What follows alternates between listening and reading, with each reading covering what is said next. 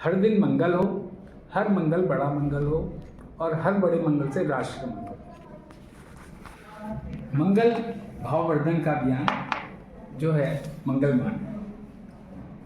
और मैं आज राजीव अग्रवाल, मैं डॉक्टर रामकुमार तिवारी जी के साथ केकेबी डिग्री कॉलेज के भौतिकी विभाग में बैठा हूँ और उसके साथ कि भाई साहब से मुझे कुछ जानकारी मिले कि जो आज की तारीख में 30 तारीख से शुरुआत हुई है, 29 तारीख से लोगों के मन में एक चेतना जगी है कि भारतीय काल गणना के विक्रमी संवत के हिंदू नव वर्ष को किस तरह लोगों में जगाया जाए, लोगों में उसकी जागना भरी जाए, लोग उसके प्रति उत्साहित हों।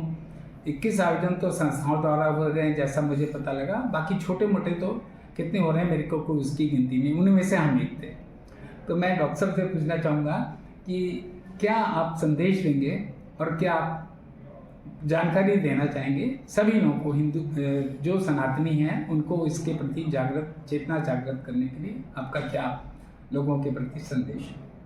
वैसा आपको सादर प्रणाम और सबसे पहले आपका अभिनंदन, नववर्ष की शुभकामनाएं कि आपने इस नए वर्ष के अवसर पे अपने क्षेत्र में अलग जगाने के लिए एक बढ़िया कार्यक्रम नव संवत्सर के अभिनंदन का आपने किया। वस्तुतः हमारा यही नव वर्ष है, हमारा कोई दूसरा नव वर्ष है ही नहीं। लेकिन चूंकि हम हजारों वर्ष तक गुलाम रहे हैं या स्वतंत्रता के लिए संघर्ष करते रहे हैं, तो जो ऐसे तंत्र थे उन्होंने अपने अपने पद्धति को हमारे ऊपर समय समय पे थोपा। अगर आप 1757 के पहले या यहाँ तक 1857 के पहले भी पूछेंगे तो हमारे यहाँ का पूरा जनमानस यही अपना नव वर्ष मनाता था। हमारे वर्ष प्रतिपदा से ही हमारा वर्ष प्रारंभ होता था।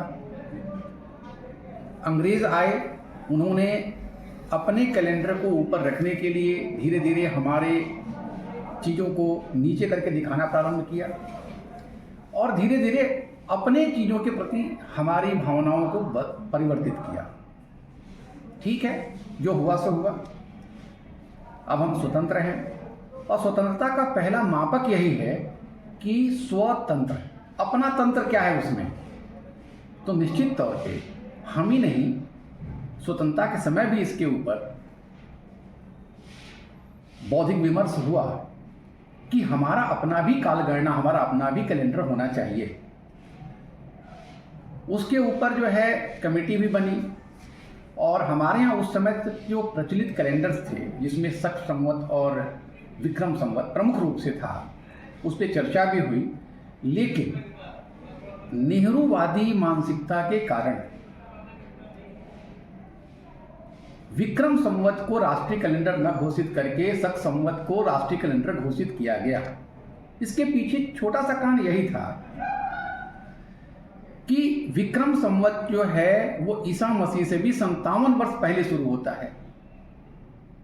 57 वर्ष पहले शुरू होता है। जैसे आज 2025 है जी, इसमें आप जब 57 साल जोड़ देंगे तो 2082 होगा। तो विक्रम संवत के हिसाब से हम 2082 में हैं जी। ये लोगों को बात रास नहीं आई, पची नहीं, क्योंकि जो अंग्रेजी पढ़े लिखे लोग थे जिनकी मानसिकता उस प्रकार की थी, उन्होंने इस बात को सोचा कि अगर ऐसा होगा तब तो हम अंग्रेजों के कैलेंडर को पीछे मानेंगे। तो स्वाभाविक रूप से इसको ध्यान में रखते हुए विक्रम संवत को स्थान नहीं मिला जो मिलना चाहिए था। जबकि हमारे दैनिक जीवन में, हमारे पर्वों में, हमारी परंपराओं में विक्रम संवत ही प्रमुख रूप से उपयोग में आता है। और कितना वैज्ञानिक है मैं बताऊं आपको कि जहां पर जो आज का ग्रेगोरियन कैलेंडर है, अंग्रेजी कैलेंडर जी, ये तो 1532 के बाद आया है जी। प्रारंभ काल में अंग्रेजी कैलेंडर केवल 10 महीने का हुआ करता था। अच्छा। और उसमें 4 जो है 2 महीने उसमें बाद में जोड़े गए जो जुलाई और अगस्त है। इसलिए देखिए, सितंबर, सप्त का मतलब 7 होता है लेकिन सितंबर 9वां महीना होता है। ऑक्ट का मतलब 8 होता है लेकिन अक्टूबर 10वां महीना होता है, 2 जुड़ने के बाद जी। नवंबर जो है, नवंबर 9 होता है जो कि 11वां महीना है, और दिसंबर 10 होता है जो कि 12वां महीना होता है। तो चूंकि जुलाई और अगस्त बाद में जोड़े गए, इसलिए, और क्यों जोड़े गए, क्योंकि जो ये पूरा कैलेंडर था उनका त्रुटिपूर्ण था, ये रोमन साम्राज्य के द्वारा बनाया गया था।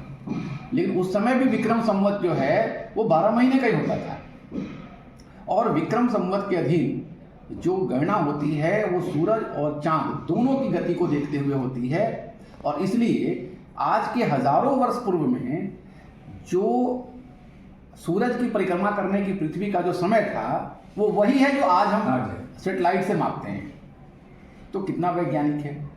हम उस समय भी सक्षम थे कि एक सेकंड के 10,000 भाग को हम नापने में सक्षम थे, और सबसे बड़ी संख्या जो हम नाप सकते थे उस समय वो 10 टू सूक्ष्म से सूक्ष्म और बड़े से बड़ा, ऐसी काल गणना में हम लोग सक्षम थे। लेकिन अगर किसी को आपको पद्दलित करना है, किसी को स्वाभिमान शून्य करना है, किसी को नीचा दिखाना है, तो बार बार कहिए कि तुम कमजोर हो, तुम बीमार हो, तुम खराब हो। 10 बार उसको कहेंगे बीमार हो बीमार हो बीमार हो, और 10 लोग कहेंगे तो बीमार ही पड़ जाएगा। तो हमारे को, हमारी चेतना को मारने का सबसे अच्छा तरीका क्या था कि देखो ये यूरोपियन श्रेष्ठ हैं और तुम लोग, तुम्हारे यहाँ तो कोई कालगणना ही नहीं जी। और देखिए इसका प्रभाव भी हुआ कि धीरे धीरे हम अपनी चीज़ों को भूलते चले गए, और आज हमारी पीढ़ी अंग्रेजी कैलेंडर को ही सर्वमान्य समझती है।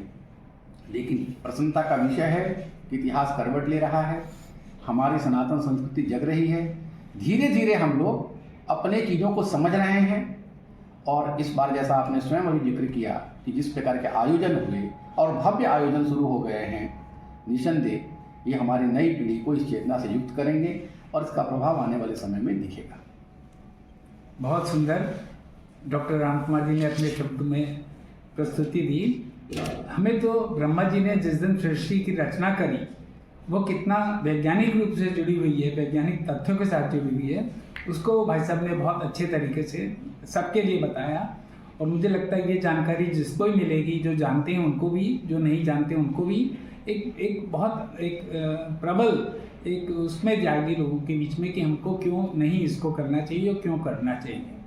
मैं बहुत खुशनसीब हूँ, मैं बहुत सौभाग्यशाली हूँ कि आज मैं अपने आयोजन का प्रसाद लेकर यहाँ पर आया, और भौतिक विभाग के जो भी यहाँ पर लोग हैं, जितने भी चाहे स्टूडेंट्स जो हो, उनके बीच हमारा प्रसाद पहुँचा। नहीं, आपका अभिनंदन तो इसलिए भी होना चाहिए भाई साहब, क्योंकि आपने न केवल आयोजन किया, परंतु जो उस आयोजन में नहीं जा पाए, जैसे हम नहीं जा पाए, तो आप हम लोगों को भी उस आयोजन तक को हम तक पहुँचा दिया।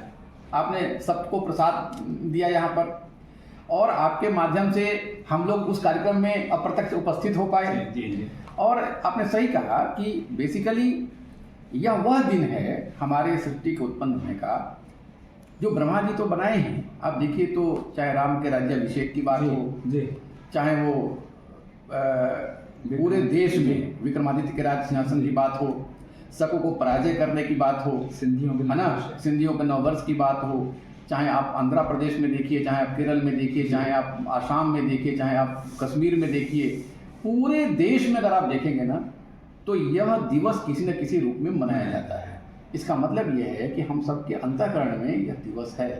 यह प्रतिपदा है। प्रतिपदा तो हर माह में आती है, लेकिन वर्ष प्रतिपदा जो है जी वो सबके अंतःकरण में है, और सब लोग इसको मना रहे हैं। है क्या कि जैसे कहते हैं कि राख के ढेर के भीतर एक चिंगारी है, तो वास्तव में ये भारतीय 9 संवत्सर की चिंगारी जो विदेशी राख के नीचे ढकी हुई है वो धीरे धीरे प्रज्वलित हो रही है, और उसकी जो लौ है वो ज़्यादा प्रस्फुटित होगी, पूरी दुनिया को आलोकित करेगी। ऐसा विश्वास लेके हृदय में चलना चाहिए। क्यों? क्योंकि यही सर्वाधिक वैज्ञानिक है, और हम अगर अपनी चीज़ को प्रमोट नहीं करेंगे तो हमारी वैज्ञानिक चीज़ भी जो है वो दब जाएगी, और लोगों की अवैज्ञानिक चीज़ें आगे आ जाएंगी।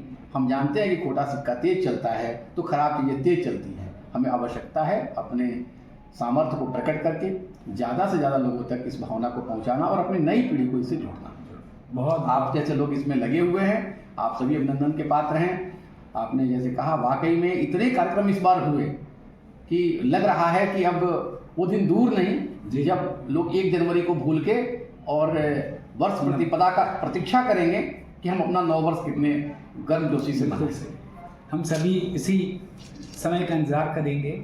और बहुत बहुत आभार डॉक्टर साहब का, आपने हमारे को इतना समय दिया और इसके लिए समय दिया, वीडियो के लिए। बाकी तो हम लोग मिलते हैं और अपना अच्छे से हम लोग चर्चा करते हैं और आयोजनों की, लेकिन इसके लिए हम पूरा आपके लिए बहुत आभारी हैं कि आपने हमको इसके लिए समय दिया। धन्यवाद।